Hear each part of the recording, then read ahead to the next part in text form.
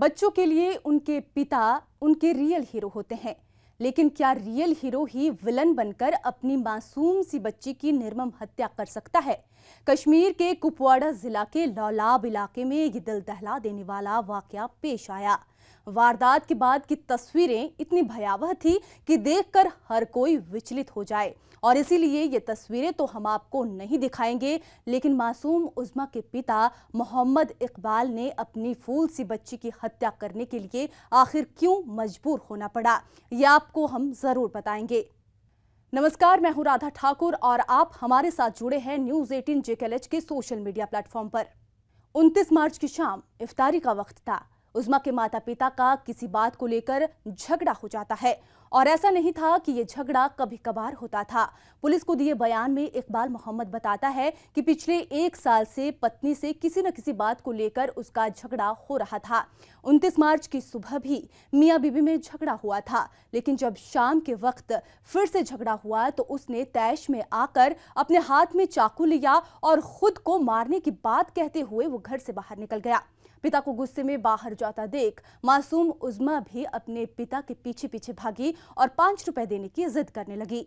पिता ने बच्ची को 10 रुपए दे दिए और वहां से वापस जाने की बात कही। बच्ची ने जिद की और पिता को वापस चलकर सबके साथ इफ्तारी में बैठने की जिद करने लगी। उज़्मा अपने अब्बा के साथ गाड़ी में बैठ गई। मोहम्मद इकबाल इस समय बेहद गुस्से में था। अब खुदा ही जाने उसकी मानसिक स्थिति उस समय किस तरह की रही होगी।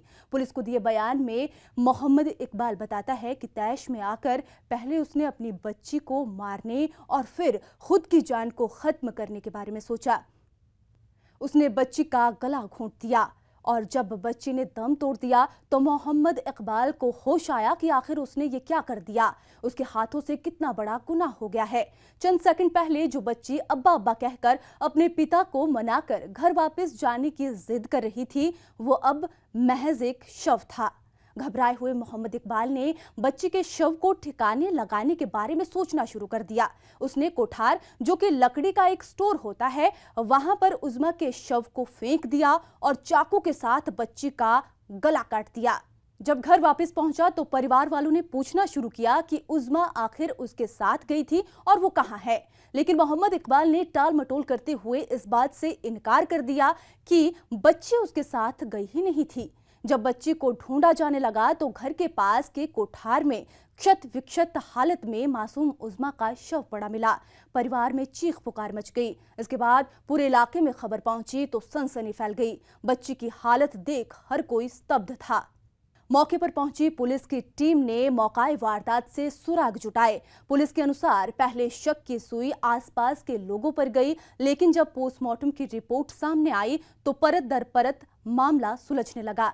जब मोहम्मद इकबाल से पूछताछ हुई तो उसने अपना जुर्म कबूल कर लिया और बताया कि कैसे उसने अपनी ही बच्ची को मौत के घाट उतार दिया।